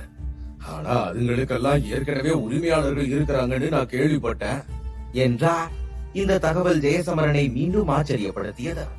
அதனால் அவன் உடனே, அப்படின்னா அந்த 2 சாவிகளும் இப்ப யார்கிட்ட இருக்குது மூத்தவரே என்று கேட்டான். ஏனெனில் குகைக்குள் நுழையும் முன்னர் யாரை எதிர்கொள்ள வேண்டியிருக்கும் என்பதை அறிந்து கொள்ளவே அவன் இந்த கேள்வியை கேட்டான். அதற்கு நீலருத்ரன் அமைதியான சிரிப்புடன், அந்த 2 பிரிவுகள்ல ஒண்ணு கருநாக பிரிவு, இன்னொன்னு 9 வாயில்கள் பிரிவு. அந்த 2 பிரிவுமே அசுர கடல்ல ரொம்ப சக்தி வாய்ந்த பிரிவுகள். அதனால அந்த குகையில இருக்கிற புதையலை எடுக்கிறது நீ நினைக்கிற அளவுக்கு எளிதா இருக்காது என்றார். அந்த பெயர்களை கேட்டதும் ஜெயசமரனின் கண்களில் ஒரு சிறிய கவலை தென்பட்டது. அவன் அசுர கடலில் நீண்ட காலம் இருந்ததில்லை என்றாலும் இந்த 2 பிரிவுகளின் புகழை அவன் கேள்விப்பட்டிருக்கிறான். அதே நேரத்தில் சக்தியின் அளவில் அவை அசுர காற்று பிரிவை விடவும் மேன்மையானவையாக கருதப்பட்டன. இதையெல்லாம் நினைத்தபடியே ஜெயசமரன் மெதுவாக புன்னகைத்து, நீங்க சொல்றது சரிதான், இந்த பயணம் கொஞ்சம் கடினமா இருக்கலாம். ஆனா புயல் மின்னல் பிரதேசத்தில் இருக்கிற அந்த சிறப்பு முத்திரைகளால ரொம்ப சக்தி வாய்ந்தவர்கள் தான் அங்க வர முடியாதே. அதனால எனக்கு எந்த பயமும் இல்ல என்றான். இதற்கு நீலருத்ரன் சிரித்துக் கொண்டே ஜெயசமரனை பாராட்டி, இத நான் ஒத்துக்கிறேன் சமரா. உன்கிட்ட நிறைய தைரியம் இருக்குது. நீ எதுக்கும் பயப்படுறது இல்ல. அதனாலதான் பைரவ உன்னை இவ்வளவு மதிக்கிறான். எப்படி இருந்தாலும் நான் உங்க 2 பேரையும் புயல் மின்னல் பிரதேசம் வரைக்கும் கூட்டிட்டு போறேன். இல்லனா அந்த கிறுக்க ஆரியவேந்தம் மறுபடியும் வந்து உங்களை ஏதாவது தொந்தரவு பண்ணுவான். ஆனா அந்த பகுதிக்கு போனதுக்கு அப்புறம் நான் அங்கிருந்து திரும்பிடுவேன் என்றார். இதை கேட்டதும் ஜெயசமரன் மனதிற்குள் நிம்மதியாக பெருமூச்சு விட்டான். ஏனெனில் நீலருத்ரன் சிறிது தூரம் அவர்களுடன் வரவிருந்ததால் இனியாவும் அவனும் ஆரியவேந்தரை பற்றி இனி கவலைப்பட வேண்டியதில்லை. அப்போது சிறிது தொலைவில் இருந்த ஒரு பெரிய நீல திமிங்கலம் தன் வாளை தண்ணீரில் ஓங்கி அடித்தது. அதனால் அங்கிருந்த தண்ணீர் தெரித்து சுற்றிலும் பரவியது. பின்னர் அவர்கள் மூவரும் அந்த திமிங்கலத்தின் மீது அமர்ந்து பயணத்தை தொடர்ந்தனர். இரவு வந்ததும் கடலின் மேலே விரிந்த நட்சத்திரங்கள் வானில் மின்னத் தொடங்கின. அப்போது இனியா ஆழ்ந்த உறக்கத்தில் மூழ்கி இருந்தான். மறுபுறம் ஜெயசமரன் அமைதியாக அமர்ந்து தன்னை தானே பயிற்றுவித்துக் கொண்டிருந்தான். அந்த ஒளிரும் திரவம் மெதுவாக அவனுக்குள் புகுந்தது. அதே நேரத்தில் உடலுக்குள் உச்சகட்ட உயிராற்றல்கள் எழுந்ததை அவன் உணர்ந்தான். அந்த ஆற்றல்கள் அதிகரிக்க அவனது உயிர் சக்தியும் கணிசமாக வளர்ந்தது. பிறகு உடலின் உள்ளே பாய்ந்த ஆற்றல்கள் மெதுவாக ஆனால் உறுதியாக வலிமை பெற்றன. இதை கவனித்த நீலருத்ரன் அவன் செய்வதை பார்த்து மெல்ல புன்னகைத்தார். சிறிது நேரத்திற்கு பிறகு ஜெயசமரன் அந்த பச்சை திரவத்தில் இருந்த ஆற்றல்களை முழுமையாக உறிஞ்சிவிட்டான். ஆனால் அவன் இன்னும் மகா யோகியாக மாறவில்லை. இதை பார்த்த நீலருத்ரன் ஜெயசமரனை பார்த்து, சமரா, மகா யோகி நிலைக்கு நீ இன்னும் ஒரு அடி குறைவா இருக்கிற மாதிரி தெரியுது. சரி, என்னோட பேத்திய பாதுகாப்பேன்னு வேற நீ வாக்குறுதி கொடுத்திருக்க. அதனால இன்னைக்கு நான் உனக்கு ஒரு பரிசு கொடுக்கிறேன் என்றார். இதை சொன்னவுடன் அவர் தனது கையை நீட்டினார். அதில் உச்சகட்ட உயிர் ஆற்றல்கள் திரண்டன. பிறகு ஒரு கணத்தில் அந்த ஆற்றல்கள் ஒரு சிறிய கல்லாக மாறி அந்த கல் நேரடியாக ஜெயசமரனின் உடலுக்குள் செலுத்தப்பட்டது. அந்த கல் உடலுக்குள் நுழைந்தவுடன் ஜெயசமரனின் உடல் திடீரென நடுங்கியது. அதைத் தொடர்ந்து இதுவரை மந்தமாக இருந்த ஆற்றல்கள் இப்போது வேகமாக அதிகரிக்க தொடங்கின. அப்போது உயிர் சக்தி கணிசமாக உயர்ந்ததை அவன் தெளிவாக உணர்ந்தான். சிறிது நேரத்திற்கு பிறகு அவனது சக்கரங்களிலிருந்து ஒரு மெல்லிய ஒளி எழுந்தது. அந்த ஒளியுடன் தான் இப்போது மகாயோகி நிலைக்கு மாறிவிட்டதை ஜெயசமரன் புரிந்து கொண்டான். அந்த நிலையை அடைந்ததும் அவன் உடலை சுற்றி எறிந்த ஒளி மெதுவாக மங்கியது. பின்னர் மூடியிருந்த கண்களை அவன் திறந்தான். கண்களை திறந்த தருணத்தில் அவன் கண்களில் ஒரு மெல்லிய ஒளி மின்னி மறைந்தது. இப்போது தன் உடலுக்குள் பாயும் அபரிவிதமான சக்தியை அவனால் தெளிவாக உணர முடிந்தது. அந்த உணர்வு அவன் முகத்தில் எல்லையற்ற மகிழ்ச்சியாக பிரதிபலித்தது. அந்த மகிழ்ச்சியுடன் ஜெயசமரன் நீலருத்ரனை நோக்கி கைகளை கூப்பி நன்றியுடன் வணங்கினான். இத்தகைய உச்சகட்ட உயிராற்றல்களை இந்திரஜித் தரவரிசை வீரரால் மட்டுமே அழிக்க முடியும் என்பதும் அவனுக்கு புரிந்தது. இதை கேட்டதும் நீலருத்ரன் புன்னகைத்து, உன் உடம்புக்கு எதுவும் ஆகாம என்னோட சக்திகளை நீ உள்வாங்கியதே ரொம்ப பெரிய ஆச்சரியம் தான் சமரா. ஆனா நான் மட்டும் இப்போ உனக்கு உதவி பண்ணாம இருந்திருந்தா பைரவன் என்ன கண்டபடி திட்டி இருப்பான். எல்லாத்துக்கும் மேல அவன் உனக்கு அவனோட பண்டைய சக்தியையும் மாபெரும் நாகப்போர் நுட்பத்தையும் கொடுத்திருக்கான். இதுல இருந்து அவன் உன் மேல எவ்வளவு நம்பிக்கை வச்சிருக்கான்னு தெரியுது. நீ யாருகிட்டையும் சொல்லாத பல ரகசியங்கள் உன்கிட்ட இருக்குதுன்னு எனக்கும் தெரியும். ஆனா குறைந்தபட்சம் நீ ஒரு மகாயோகி நிலையாச்சும் இருக்கணும். அப்போதான் என்ன மாதிரி சக்தி வாய்ந்தவங்களையும் உன்னால சமாளிக்க முடியும் என்றார். இதை கேட்ட ஜெயசமரன் மெதுவாக தலையசைத்தான். அதே நேரத்தில் நீலருத்ரன் தன் உடலுக்குள் இருக்கும் சில விசேஷமான விஷயங்களை உணர்ந்து கொண்டார் என்பதும் அவனுக்கு புரிந்தது. ஆனால் அந்த பண்டைய அழிவு குறியீடும் பண்டைய பிரபஞ்ச நுட்பமும் சாதாரண சக்திகள் அல்ல. அதனால் நீலருத்ரனால் அவற்றின் இருப்பை உணர முடிந்தாலும் அவற்றின் முழுமையான இயல்பை அறிந்து கொள்ள முடியவில்லை. இதற்கிடையில் நீலருத்ரன் பேச்சை மாற்றி, கிழக்கு பகுதியில நீ பண்ண எல்லாத்த பத்தியும் பைரவன் என்கிட்ட சொல்லி இருக்கான். ஆனா உனக்கு இவ்வளவு தைரியம் எங்க இருந்து வருதுன்னு மட்டும் எனக்கே தெரியல. தொண்டைமான் பிரிவோட அந்த 3 சக்தி வாய்ந்த தலைவர்களையும் நீ நேருக்கு நேர் எதிர்த்து இருக்க. அது உண்மையிலேயே ரொம்ப ஆச்சரியம் தான். ஏன் இப்படி சொல்றேன்னா, தொண்டைமான் பிரிவு ரொம்ப ரொம்ப சக்தி வாய்ந்தது. கொஞ்சம் வருஷத்துக்கு முன்னாடி அசுர கடல்ல இருந்த ஒரு வலிமையான பிரிவு அவங்க கூட நேருக்கு நேர் மோதினாங்க. ஆனா கடைசியில அவங்களால கூட தொண்டைமான் பிரிவை அழிக்க முடியல என்றார். இதை கேட்ட ஜெயசமரனுக்கு பெரும் ஆச்சரியம் ஏற்பட்டது.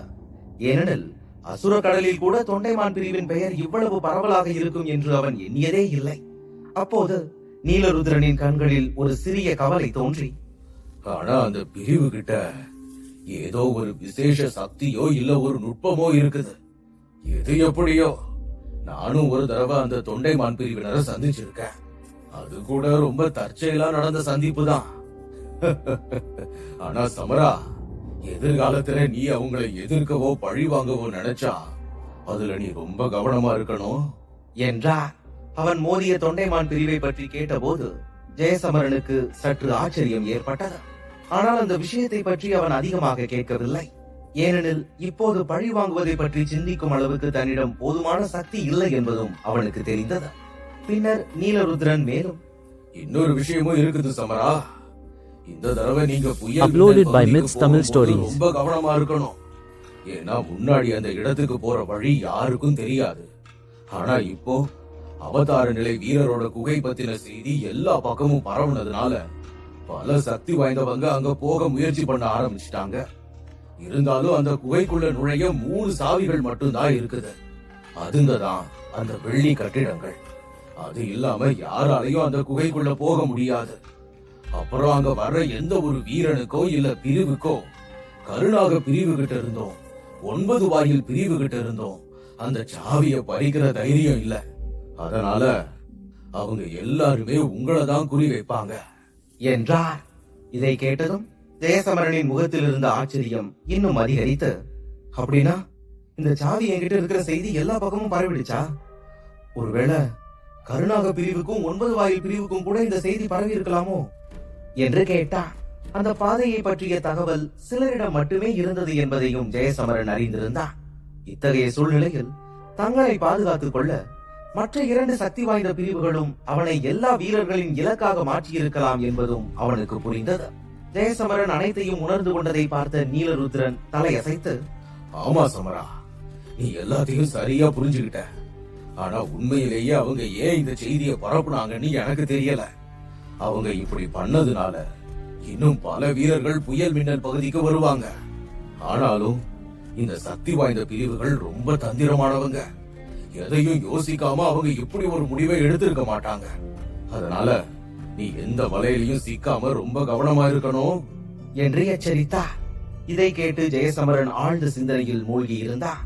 அதே நேரத்தில் நீலருத்ரனின் வார்த்தைகளில் உண்மை இருப்பதையும் அவன் புரிந்து கொண்டான். ஏனெனில் அந்த புதையலை பெறுவதற்கான போட்டியில் சிலர் மட்டுமே இருந்திருந்தால் அது எளிதாக இருந்திருக்கும்.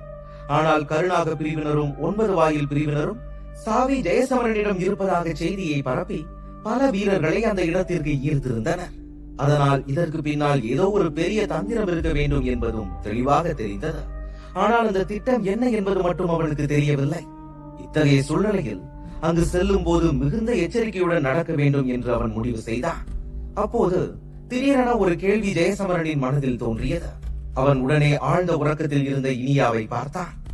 பின்னர் நீலருத்ரனை பார்த்து, மூத்த நீலருத்ரன், நீங்க தப்பா நினைக்கலன்னா நான் உங்ககிட்ட ஒரு கேள்வி கேட்க விரும்புறேன். இதை இப்ப கேட்கறது சரியா இல்லையான்னு கூட எனக்கு தெரியாது.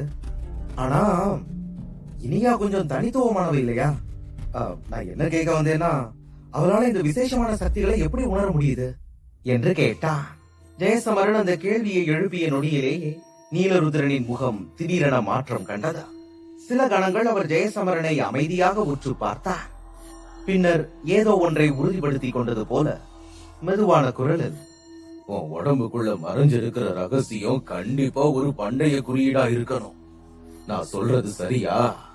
அதுவும் இல்லாம அந்த குறியீடு 8 பண்டைய குறியீடுகள்ல ரொம்ப மர்மமான ஒண்ணான அழிவு பண்டைய குறியீடு இல்லையா என்று கேட்டார். இதை கேட்டதும் ஜெயசமரனின் முகத்தில் ஒரு லேசான பதட்டம் தோன்றியது. அவனது ஒரே ஒரு கேள்வியின் மூலம் நீலருத்ரன் தன்னை பற்றி இவ்வளவு அறிந்து கொள்வார் என்று அவன் எதிர்பார்க்கவில்லை. ஏனெனில் அவன் உடலில் மறைந்திருக்கும் அந்த பண்டைய குறியீட்டை அவர் மிக துல்லியமாக கண்டறிந்து விட்டார்.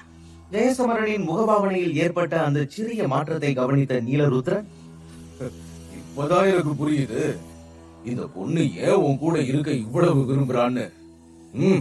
சரி, இத பத்தி நீ ரொம்ப யோசிக்க வேண்டாம்.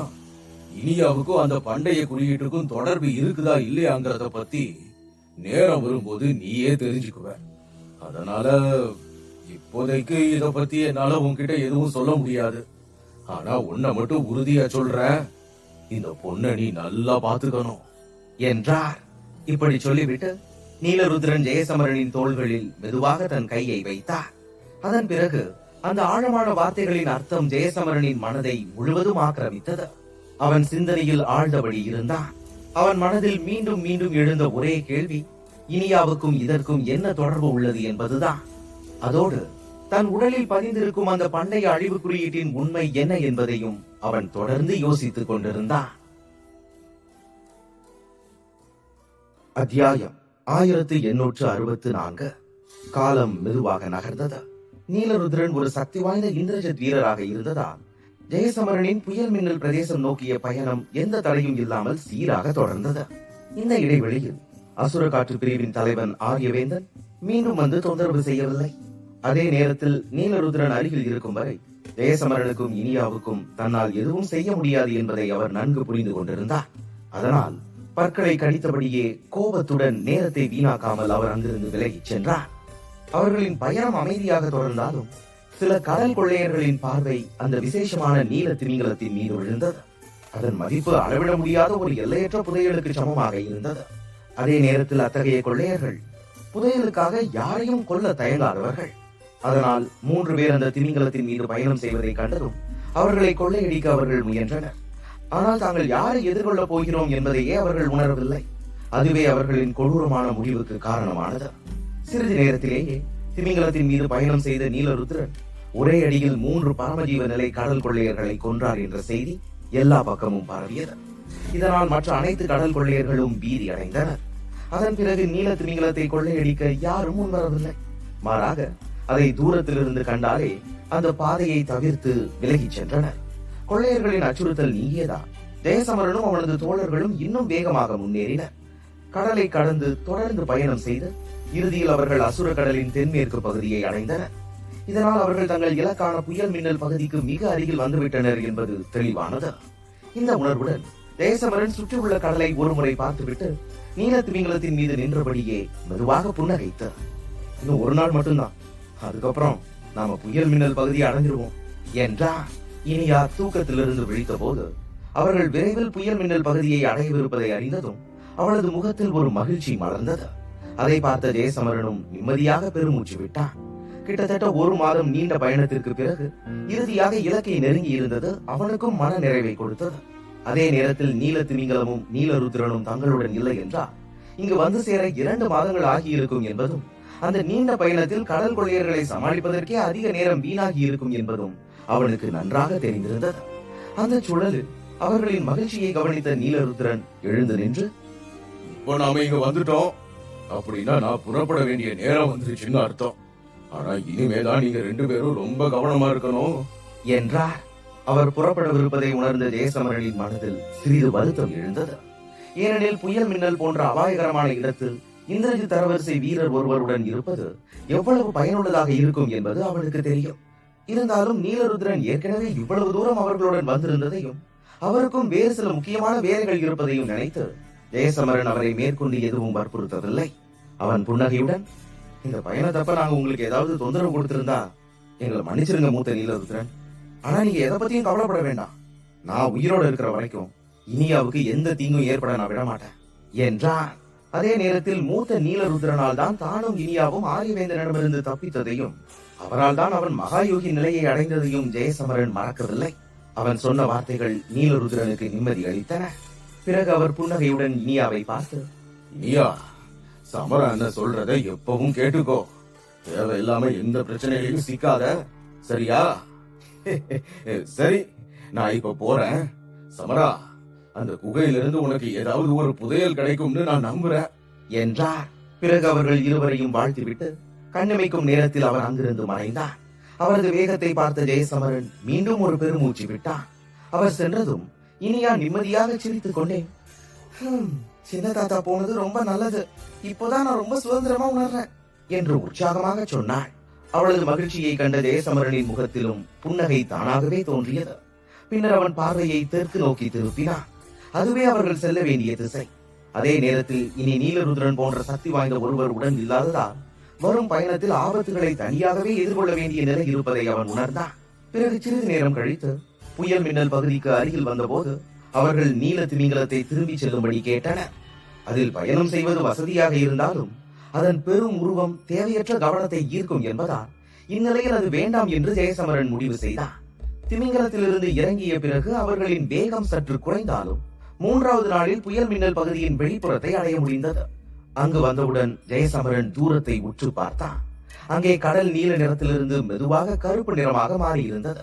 அதே நேரத்தில் வானம் முழுவதும் கருமேகங்கள் திரண்டு இடியுடன் மின்னல் கீற்றுகள் பிளந்து கொண்டிருந்தன. அந்த காட்சி அவனுக்கு அவன் முன்பு வெள்ளி கட்டிடம் வழியாக பார்த்த நினைவை கொண்டு வந்தது. அந்த இடத்தை கவனமாக பார்த்தபோது ஜெயசமரனின் இதய துடிப்பு அதிகரித்தது. ஏனெனில் பல ஆண்டுகளாக தேடிக் கொண்டிருந்த 2வது பண்டைய குறியீட்டுக்கு இப்போது அவன் மிக அருகில் வந்திருந்தான். அதே நேரத்தில் இனியா சுற்றிலும் பார்த்து, சமரணனா, இங்க நிறைய பேர் இருக்காங்க என்றாள். அப்போது ஜெயசமரனும் எண்ணற்ற ஒளிகள் வேகமாக முன்னோக்கி நகர்வதை கண்டான். அவை அனைத்தும் புயல் மின்னல் பகுதியை நோக்கியே சென்று கொண்டிருந்தன. அவர்கள் அனைவரின் இலக்கும் அவதார குகைதான் என்பது தெளிவானது. இதை கண்டதும் அவன் முகத்தில் லேசான கவலை தோன்றியது. ஏனெனில் கருணாக பிரிவும் 9 கதவு பிரிவும் ஏன் இவ்வாறு செய்திகளை பரப்பி இத்தனை வீரர்களை இங்கு அழைத்துள்ளன என்பது அவனுக்கு இன்னும் புரியவில்லை. பிறகு சிறிது தொலைவில் இருந்து பல சக்தி வாய்ந்தவர்களின் சக்திகள் உணரப்படுவதை கவனித்த ஜெயசமரன் அங்கே சென்று என்ன நடக்கிறது என்று பார்த்தே தீர வேண்டும் என்ற முடிவுக்கு மெதுவாக வந்தான். ஜெயசமரன் நேரடியாக அவதார குகையை நோக்கி செல்ல வேண்டும் என்ற எண்ணம் கொண்டிருந்தாலும் அந்த குகையை திறக்க மொத்தம் 3 சாவிகள் தேவைப்படும் என்பது அவனுக்கு தெளிவாக தெரிந்திருந்தது. அவனிடம் ஒரே ஒரு சாவி மட்டுமே இருந்ததால் கருநாக பிரிவும் 9 கதவு பிரிவும் இணைந்தால்தான் குகைக்குள் நுழைய முடியும் என்ற உண்மை அவன் மனதில் உறுதியானது. இதை எண்ணியவுடன் ஜெயசமரன் தாமதிக்காமல் முன்னோக்கி நகர தொடங்கினான். இனியாவும் அவனை நெருக்கமாக பின்தொடர்ந்தாள். பிறகு அவர்கள் இருவரும் வானில் அதிவேகமாக பயணித்தனர். சுமார் 10 நிமிடங்கள் கடந்ததும் ஒரு மாபெரும் தீவு அவர்கள் கண்முன் தோன்றியது. அந்த தீவின் மேல் எண்ணற்ற ஒளி கற்றைகள் மிதந்து கொண்டிருந்தன. அவை ஒன்றோடு ஒன்று பின்னி பிணைந்து ஒரு வலை போன்ற தோற்றத்தை உருவாக்கி இருந்தன. அந்த காட்சியை பார்த்த ஜெயசமரன் தன் பார்வையை தீவின் மையம் நோக்கி திருப்பினான். அங்கே பண்டைய பெரிய கற்கள் நிறைந்த ஒரு பரந்த பகுதி தெரிந்தது. அங்கு பலர் திரண்டிருந்ததால் சத்தமும் சலசலப்பும் அதிகமாக இருந்தது. ஜெயசமரனும் இனியாவும் அந்த இடத்தை நோக்கி சென்றனர். ஆனால் அடுத்த கணமே ஜெயசமரனின் பையில் லேசான ஒரு அதிர்வு ஏற்பட்டது. அவன் அதில் கவனம் செலுத்திய போது அந்த நடுக்கம் வெள்ளி கட்டிடத்திலிருந்து வருவதை உணர்ந்தான். அந்த எதிர்பாராத அசைவு அவன் முகத்தில் ஒரு சிறு ஆச்சரியத்தை ஏற்படுத்தியது. அதே நேரத்தில் பண்டைய கற்களின் நடுவே உயர்ந்து நின்ற ஒரு கட்டிடம் அவன் பார்வையில் பட்டது. அது முழுவதும் கல்லால் ஆன கட்டிடம். அதன் மேற்கு பகுதியில் 2 பேர் அமைதியாக அமர்ந்திருந்தனர். அதே நேரத்தில் வெள்ளி கட்டிடத்தில் ஏற்பட்ட அந்த நடுக்கத்திற்கு காரணம் அவர்களே என்பதை ஜெயசமரன் உடனே உணர்ந்தான். அப்போது கருப்பு ஆடை அணிந்திருந்த அந்த மனிதனின் முகத்தில் ஒரு மெல்லிய புன்னகை மலர்ந்தது. பிறகு அவன் கையில் இருந்த தேநீர் கோப்பையை அமைதியாக கீழே வைத்துவிட்டு அருகில் நின்றிருந்த வெள்ளை ஆடை அணிந்த பெண்ணை நோக்கி, நாம எதிர்பார்த்துட்டு இருந்தவன் இங்க வந்துடுறது மாதிரி தெரியுது என்றான். அந்த வார்த்தைகளை கேட்டதும் அந்த பெண் தன் அழகான பார்வையை முன்னோக்கி திருப்பினாள். பிறகு அங்கே கூட்டத்தின் பின்னால் நின்றிருந்த ஜெயசமரன் மீது அவளது கண்கள் நிலைத்தன. அவனை உற்று பார்த்தபடியே அவள், அப்படின்னா அந்த 3வது வெள்ளி கட்டிடத்தோட உரிமையாளர் இந்த பையன் தானா என்று மெதுவாக கேட்டாள். அதற்கு கருப்பு ஆடை அணிந்த மனிதன் தலையசைத்து ஜெயசமரனை நோக்கி, ஆமா, இவன் பேரு சமரன் ஜெயந்தன்னு கேள்விப்பட்டேன்.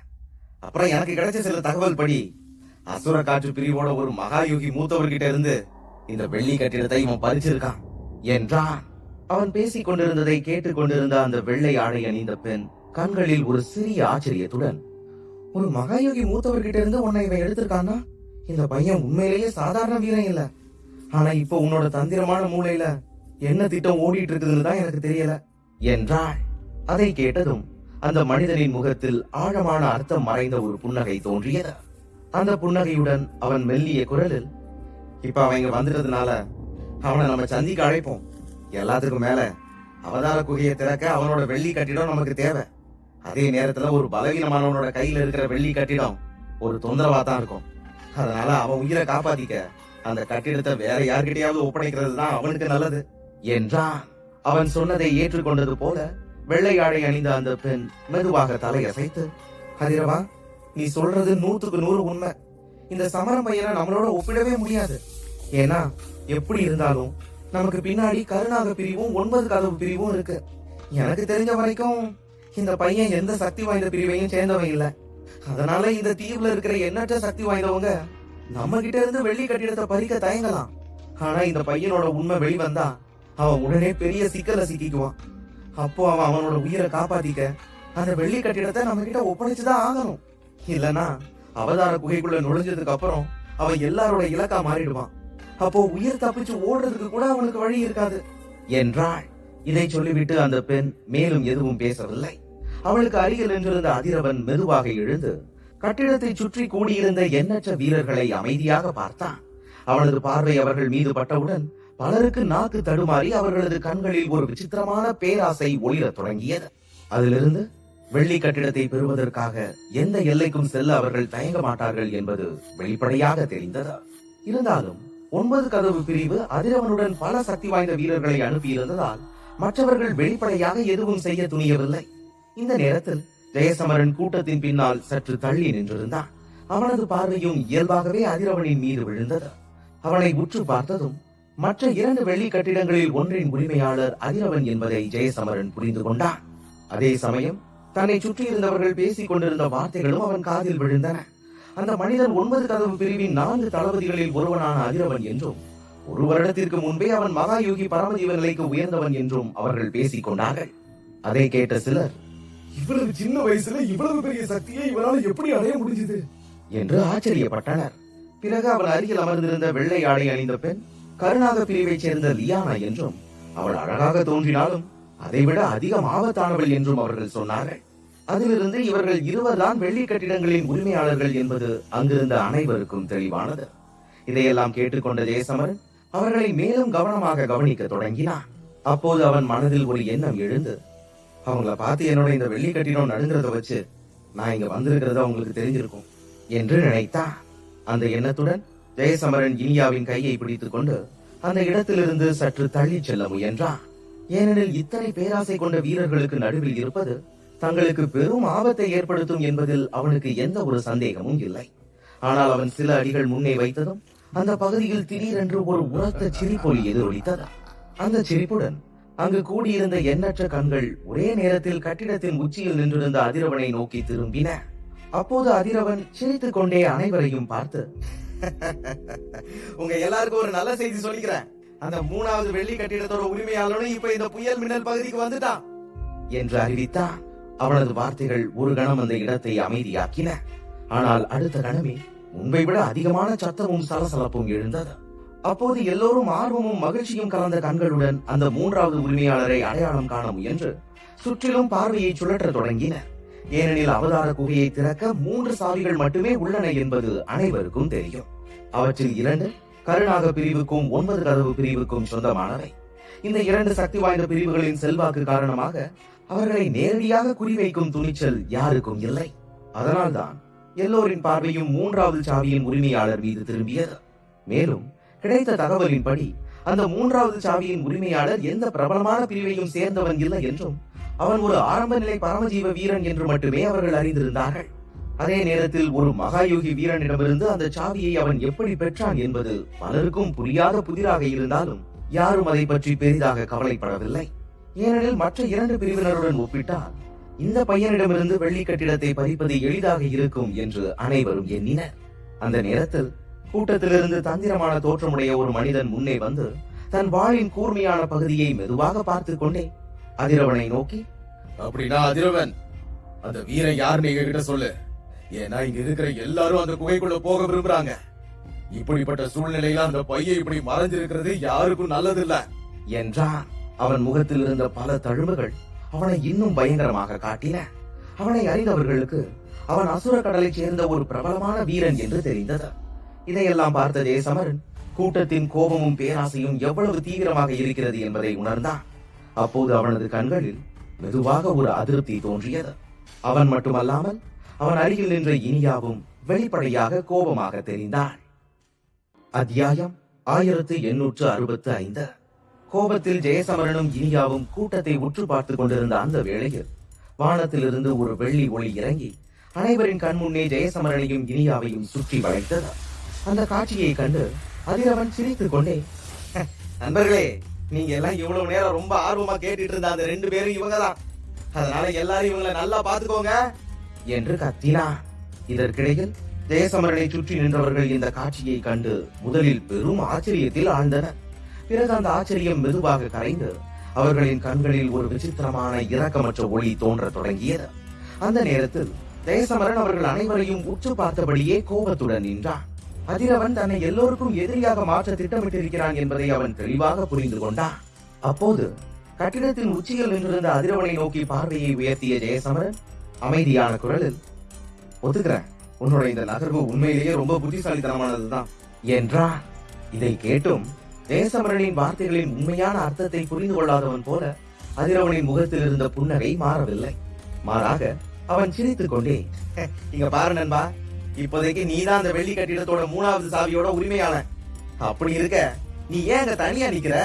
இங்க வந்து எங்க பக்கத்துல உட்காரு என்றான். அப்போது அவன் அருகில் அமர்ந்திருந்த வெள்ளை ஆடை அணிந்த பெண்ணும் ஜெயசமரனை உன்னிப்பாக கவனித்தாள். அதே நேரத்தில் எந்த கணத்திலும் தாக்க தயாராக இருந்த ஆக்ரோஷமான வீரர்களையும் அவள் பார்வையால் அளந்தாள். பிறகு ஜெயசமரனை பார்த்தபோது அவளது மனதில் அசுர காற்று பிரிவையே கலங்க செய்து ஒரு மகாயோகியிடமிருந்து அவதார குகையின் சாவியை பறித்தவன் இவன்தானா என்ற கேள்வி அவளை மிகவும் தொந்தரவு செய்தது. மறுபுறம் அதிரவனின் வார்த்தைகளை கேட்ட ஜெயசமரன் அவனை பார்த்து அமைதியான குரலில், என்ன மன்னிச்சிரு நண்பா, இப்ப எனக்கு சில முக்கியமான வேலைகள் இருக்கு, அதனால உங்க பக்கத்துல வந்து உட்கார எனக்கு நேரம் இல்லை என்றான். இதை சொல்லிவிட்டு அவன் அந்த இடத்தை விட்டு விலக தொடங்கினான். ஏனென்றால் தற்போதைய சூழ்நிலை அவனுக்கு சாதகமாக இல்லை என்பதை அவன் நன்கு உணர்ந்திருந்தான். ஆரம்பத்தில் தனது அடையாளத்தை மறைத்துக் கொண்டு அவதார குகைக்குள் நுழையலாம் என்ற எண்ணமே அவனுக்கு இருந்தது. ஆனால் இந்த தீவுக்கு வந்தவுடனேயே அதிரவன் தனது அடையாளத்தை இப்படி பொதுமக்களிடையே வெளிப்படுத்துவான் என்று அவன் ஒருபோதும் எதிர்பார்க்கவில்லை. அதனால் இதிலிருந்து அவனுக்கு ஒரு விஷயம் தெளிவானது. இனிமேல் அவன் பல வீரர்களின் இலக்காக மாறப் போகிறான். அந்த எண்ணம் அவனுக்குள் கொதித்த கோபத்தை எழுப்பியது. அவன் மெதுவாக தனது முஷ்டியை இறுக்கி அதிரவனை நோக்கி பார்த்தான். அப்போது அவன் கண்களில் ஒரு கொடிய நோக்கம் மின்னியது. அதை பார்க்கும்போது அதிரவனின் செயல் அவனை எவ்வளவு கடுமையாக கோபப்படுத்தி இருக்கிறது என்பது தெளிவாக தெரிந்தது. இதற்கிடையில் இனியாவின் கையை பிடித்தபடியே ஜெயசமரன் அங்கிருந்து விலகிச் செல்ல முயல்வதை அதிரவன் கவனித்தான். தன் நோக்கத்தை ஏற்கனவே நிறைவேற்றிவிட்டதால் அவனை தடுக்க அவன் முயற்சிக்கவில்லை. அதே நேரத்தில் எண்ணற்ற பேராசை நிறைந்த பார்வைகளுக்கு நடுவே ஜெயசமரனும் இனியாவும் முன்னோக்கி நகர்ந்து கொண்டிருந்த போது திடீரென சில வீரர்கள் அவன் முன் வந்து நின்றனர். பிறகு அவர்கள் அவனது பாதையை மறித்துக் கொண்டு தங்கள் சக்திகளை வெளிப்படுத்தினர். அந்த சக்தி சுற்றிலும் அழுத்தமாக பரவத் தொடங்கியது. அப்போது அவர்கள் அனைவரும் ஜெயசமரனை பார்த்து, நீதான் அந்த சமரனா? சரி, நீ யார வேணாலும் இருந்துட்டு போ. இப்போ ஒழுங்கு மரியாதையா அந்த வெள்ளி கட்டிடத்தை எங்க கிட்ட கொடுத்துரு. அப்படி நீ கொடுத்துட்டா உன்னை இங்கிருந்து ரொம்ப பாதுகாப்பா வழி அனுப்பி வைக்கிறோம் என்றார்கள். அந்த வார்த்தைகளை கேட்ட ஜெயசமரன் மெதுவாக இனியாவின் கையை விடுவித்து நீண்ட ஒரு பெருமூச்சை விட்டான். இந்த சிக்கலை தவிர்த்து அமைதியாக விலகிச் செல்வது தீர்வல்ல என்பதை இப்போது அவன் தெளிவாக உணர்ந்திருந்தான். அதே நேரத்தில் இந்த மூர்க்கமான வீரர்களுக்கு பாடம் புகட்ட வேண்டும் என்றால் அவர்களை விட தானே அதிக கடுமையுடன் நிற்க வேண்டும் என்பதும் அவனுக்கு புரிந்தது. அந்த சமயத்தில் அவன் அருகில் நின்ற இனியாவும் அவனை உற்று பார்த்தாள். அவனது கண்களில் மின்னிய உறுதியையும் அதில் கலந்திருந்த அடங்காத தீர்மானத்தையும் அவள் தெளிவாக உணர்ந்தாள். அந்த உறுதியை கண்டதும் இனியாவின் முகத்தில் ஒரு மெல்லிய புன்னகை மலர்ந்தது. பிறகு அவர்களுக்கு முன் நின்றவர்களை அவள் பார்த்து அமைதியான ஆனால் உறுதியான குரலில், இவங்களோட கதையெல்லாம் ஆரம்பிக்கிறதுக்கு முன்னாடியே இப்ப முடிய போகுது என்றாள். அதை கேட்ட ஜெயசமரன் கைகளில் வாள்களுடன் தனது பாதையை மறித்து நின்ற 4 வீரர்களை அமைதியாக கவனித்தான். அவர்கள் சிவப்பு நிற ஆடைகளை அணிந்திருந்தனர். அந்த ஆடைகளில் இரத்த நிற வாள்களின் சின்னங்கள் பொறிக்கப்பட்டிருந்தன. அந்த 4 வெளிப்பட்ட சக்தியை உணர்ந்த ஜெயசமரன் அவர்கள் சமீப காலத்தில் தான் மகாயோகி பரமஜீவ நிலையை அடைந்தவர்கள் என்பதை புரிந்து கொண்டார். இதையெல்லாம் பார்த்துக் கொண்டிருந்த எண்ணற்ற மக்கள் மத்தியில் கிசுகிசுப்புகள் எழுந்து, இவங்க 2 பேரோட விதியே என்னன்னு சொல்ல. ரத்தவாள் பிரிவோட 4 தளபதிகளுமே இங்க இருக்காங்க. இவங்க 4 பேரும் ஒன்னா சேர்ந்தா ஒரு உச்ச மகாயோகி வீரனால கூட ஒண்ணும் பண்ண முடியாது. இப்ப அவங்க பேச்ச கேட்கலன்னா அந்த பையனுக்கும் பொண்ணுக்கும் என்ன நடக்கும்னு கற்பனை கூட பண்ண முடியல என்ற பேச்சுகள் பரவின. அந்த உரையாடல்களை கேட்டபடியே பாதையை மறித்து நின்ற அந்த 4 வீரர்களும் விசித்திரமான புன்னகையுடன் நின்றனர். அவர்களின் முன்னால் இருந்தவன் ஜெயசமரனை நோக்கி பயமூட்டும் குரலில், ஏய் சமரா, அந்த சாவி என்கிட்ட கொடுத்துரு. உன்கிட்ட சாவி இல்லனாலும் இந்த குகைக்குள்ள போய் நீயும் புதையலை தேட முயற்சி பண்ணலாம்.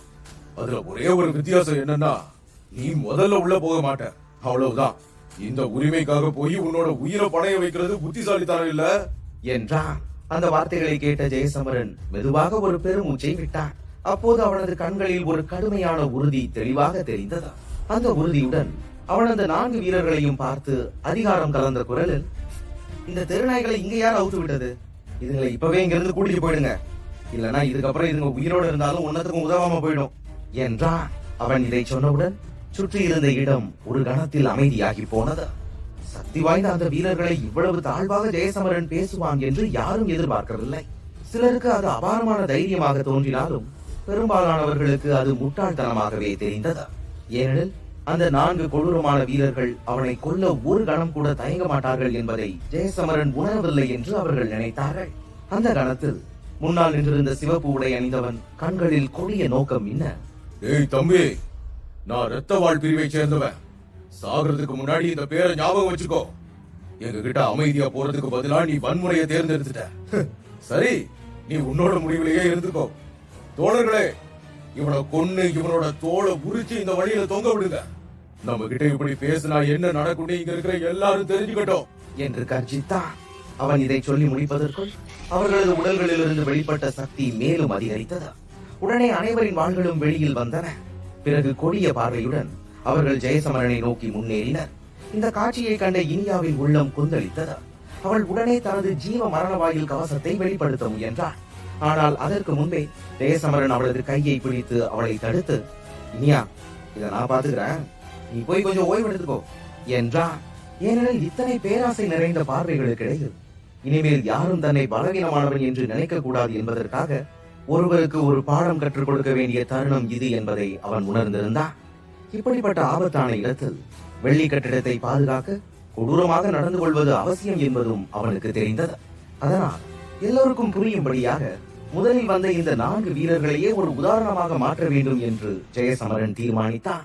அவனது மனநிலையை புரிந்த இனியா அமைதியாக பின்வாங்கினாள். அதே நேரத்தில் 4 வாள்கள் மின்னல் வேகத்தில் ஜெயசமரனை நோக்கி பாய்ந்தன.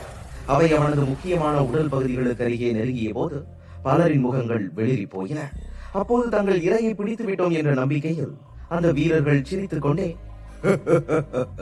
ஏய் பொடியா, உன்னோட மரணத்திற்கு நீதான் காரணம். உன்னால கையாள முடியாத விஷயத்தை அடைய முயற்சிக்கிற தப்ப அடுத்த ஜென்மத்திலேயாச்சும் பண்ணாம இரு என்று கிண்டல் அடித்தார்கள். ஒரு நொடிக்குள் அந்த தாக்குதல்கள் ஜெயசமரனுக்கு மிக அருகில் வந்து சேர்ந்தன. ஆனால் அவை அவனை தாக்கிய தருணத்தில் மக்கள் எதிர்பார்த்தது போல எதுவும் நடக்கவில்லை. அவனது உடலை குத்தியிருக்க வேண்டிய அந்த ஆபத்தான வாள்கள் இரும்பை தாக்கியது போல தெரித்து விழுந்தன. அதே சமயம் வாள்களை பிடித்திருந்த வீரர்களின் கைகள் சில நொடிகள் மரத்து போயின. இந்த எதிர்பாராத அதிர்ச்சியில் அவர்கள் ஒருவரை ஒருவர் பார்த்து கொண்டனர். பின்னர் அனைவரின் பார்வையும் ஜெயசமரன் மீது நிலைத்தது. அந்த தாக்குதலால் அவனது உடலில் ஒரு சிறிய கீறல் கூட இல்லை என்பதை உணர்ந்ததும் அருகிலும் தூரத்திலும் நின்றிருந்த பேராசை கொண்ட வீரர்கள் கூட திகைத்து போனார்கள். அந்த அமைதியான தருணத்தில் ஜெயசமரன் மெதுவாக தனது பார்வையை முன்னால் நின்றிருந்த 3 வீரர்களை நோக்கி திருப்பி, இவ்வளவு சின்ன சக்தியை வச்சுக்கிட்டு மத்தவங்களோட பொருட்களை கொள்ளையடிக்க வந்தீங்களா? இப்படி பண்றது மரணத்தை விலை கொடுத்து வாங்குறது மாதிரி. இதை புரிஞ்சுக்கிறதுக்கு கொஞ்சம் மூளை வேணும். ஆனா அதுதான் உங்ககிட்ட இல்லையே என்றான். பொது இடத்தில் இப்படி பழிக்கப்பட்டதும் அந்த 3 வீரர்களின் கோபம் மேலும் அதிகரித்தது. பிறகு உடனே தங்கள் உடல்களிலிருந்து வெளிப்பட்ட சக்திகளை ஒன்றாக சேர்த்துக் கொண்டு அவர்கள் ஜெயசமரனின் கழுத்தை வெட்ட முயன்றனர். ஆனால் அந்த கணத்தில் ஜெயசமரன் ஒரு கையை முன்னோக்கி நீட்டினான். அப்போது அதிலிருந்து பச்சை நிற ஒளி வெளிப்பட்டு நாக முத்திரைகள் ஒளிரத் தொடங்கின. அடுத்த கணமே அவன் கைகளை அவர்களின் சக்திகளுக்கு முன் கொண்டு வந்து அவற்றை ஒரே நொடியில் அழித்து விட்டான். இதை கண்டதும் அந்த 3 வீரர்களும் வீதியில் உறைந்து தடுமாறி பின்வாங்கினர். அப்போது ஜெயசமரன் ஒரு கொடிய சிங்கம் போல கர்ஜித்து, ஆழம் தெரியாம காலை விடக்கூடாதுன்னு உங்க வீட்டுல யாரும் சொல்லி தரலையா என்று கேட்டான். இந்த நேரத்தில் அவன் உடலில் இருந்து வெளிப்பட்ட பச்சை ஒளி இன்னும் தீவிரமானது. பிறகு மின்னல் வேகத்தில் அவன் அந்த 3 வீரர்களை நோக்கி பாய்ந்தான். அப்போது நாகமுத்திரைகள் ஒளிர்ந்தபடியே இருந்தன. அந்த சக்தியை ஜெயசமரன் ஒருங்கிணைத்து அவர்கள் மூவரின் மீதும் ஒரே ஒரு சக்தி வாய்ந்த குத்தை வீசினான். அந்த தாக்குதலின் வலிமை அளவிட முடியாத அளவில் இருந்தது. அதை எதிர்கொண்ட அவர்கள் மூவரும் தங்கள் முழு சக்தியையும் பயன்படுத்தி தங்களை பாதுகாக்க முயன்றனர். ஆனால் தாக்குதல் பட்டவுடனே அவர்கள் வெகு தூரம் தூக்கி வீசப்பட்டு ரத்தம் கக்கினர். அதோடு அந்த 3 மகாயுகி நிலை வீரர்களும் ஜெயசமரனின் ஒரே குத்தால் முற்றிலும் தோற்கடிக்கப்பட்டனர்.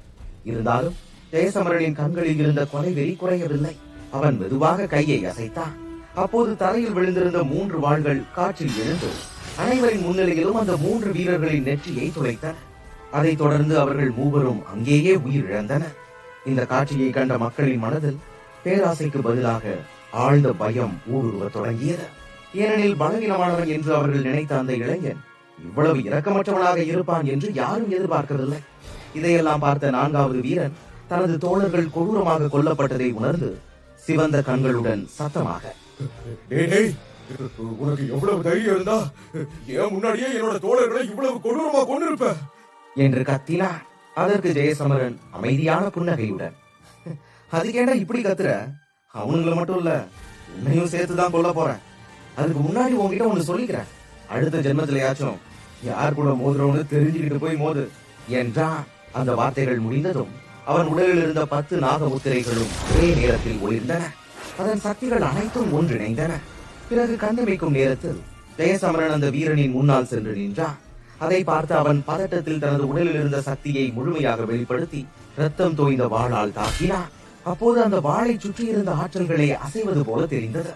அதை பார்த்த ஜெயசமரன் மின்னல் வேகத்தில் அதில் மோதினான்.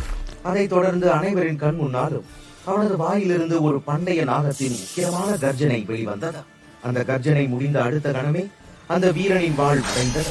இதை கண்ட அவனது முகம் மாறி நடுங்கிய குரலில், இது எப்படி சாத்தியம் என்றான். அதே நேரத்தில் ஜெயசமரனின் தாக்குதல் இவ்வளவு பயங்கரமானதாக எப்படி இருக்க முடியும் என்பதை அந்த வீரனால் நம்பவே முடியவில்லை. ஆனால் ஒரு கணம் கழித்து ஜெயசமரன் அவன் கண் முன்னே தோன்றினான். பிறகு அடுத்த நொடியில் அவனது சக்தி வாய்ந்த குத்து அந்த வீரனின் கழுத்தில் நேராகப்பட்டது. அதைத் தொடர்ந்து அங்கிருந்த அனைவரின் கண் முன்னால் அந்த வீரனின் உடல் உயிர் பிரிந்தது போல மெதுவாக தரையில் சரிந்தது. அந்த காட்சி அங்கிருந்த அனைவரின் மனதிலும் ஆழ்ந்த அதிர்ச்சியை ஏற்படுத்தியது. அப்போது பயம் அவர்களின் கண்களில் வெளிப்படையாக தெரிந்தது. ஏனெனில் ஜெயசமரன் அந்த அளவிற்கு சக்தி வாய்ந்த வீரனை ஒரே தாக்குதலில் முடித்திருந்தான். அந்த நேரத்தில் அவனது கைகளில் அந்த வீரனின் ரத்தம் படிந்திருந்தது. அதை அவன் தனது சட்டையில் துடைத்துவிட்டு சுற்றிலும் நின்ற கூட்டத்தை அமைதியாக பார்த்தான். பின்னர் உறுதியான குரல், இந்த வெள்ளி கட்டிடத்தை என்கிட்ட இருந்து பறிக்க விரும்புற வேற யாராவது இருக்கீங்களா என்று கேட்டான். சற்று முன்வரை ஆரவாரமாக இருந்த அந்த இடம் அந்த கேள்விக்கு பிறகு முழுமையான அமைதியில் மூழ்கியது. அங்கே வேறு யாருடைய குரலும் எழவில்லை. அதே நேரத்தில் அவர்கள் அனைவரும் ஆச்சரியத்துடனும் பயத்துடனும் ஜெயசமரனையே பார்த்துக் கொண்டிருந்தனர். அவன் விடுத்த நேரடி சவாலுக்கு அவனது இரக்கமற்ற தன்மையை நினைத்து இந்த கணத்தில் யாரும் முன்னே வர துணியவில்லை. ஏனெனில் தரையில் கிடந்த 4 சடலங்களே ஜெயசமரனை எதிர்க்க முயன்றால் என்ன நடக்கும் என்பதற்கான தெளிவான சான்றாக இருந்தன. சிறிது நேரத்திற்கு பிறகு மக்கள் தங்கள் கண்களில் தெரிந்த பேராசையை அடக்கிக் கொண்டனர். யாரும் எதுவும் பேசவில்லை. அந்த அமைதியை உடைத்தபடியே தூரத்தில் நின்றிருந்த அதிரவன் மெதுவாக கைதட்ட தொடங்கினார். பிறகு புன்னகையுடன் சிரித்தபடியே, நண்பா, நீ உண்மையிலேயே ரொம்ப சக்தி வாய்ந்தவன் தான். அதனாலதான் 3வது சாவி உன் கையில இருக்குது என்றான். அவன் பேசும்போது அவனது குரலில் இருந்த அலட்சியம் கணிசமாக குறைந்திருந்தது. ஏனெனில் ஜெயசமரன் வீழ்த்திய அந்த 4 வீரர்களும் எவ்வளவு திறமையானவர்கள் என்பதை அதிரவனும் நன்கு அறிந்திருந்தான். உண்மையில் அந்த 4வரும் ஒன்றாக சேர்ந்திருந்தால் மகாயோகி நிலையில் உள்ள ஒரு வீரன் கூட சிக்கலில் அகப்பட்டிருப்பான். அப்படிப்பட்டவர்களை ஜெயசமரன் இவ்வளவு குறுகிய நேரத்தில் வீழ்த்தியதா அவனது திறமை மக்கள் எதிர்பார்த்ததை விட பல மடங்கு அதிகம் என்பது தெளிவானது. இது போன்ற வீடியோக்களை தொடர்ந்து கேட்க சேனலை சப்ஸ்கிரைப் செய்யவும். Next episode coming soon. Wait for all.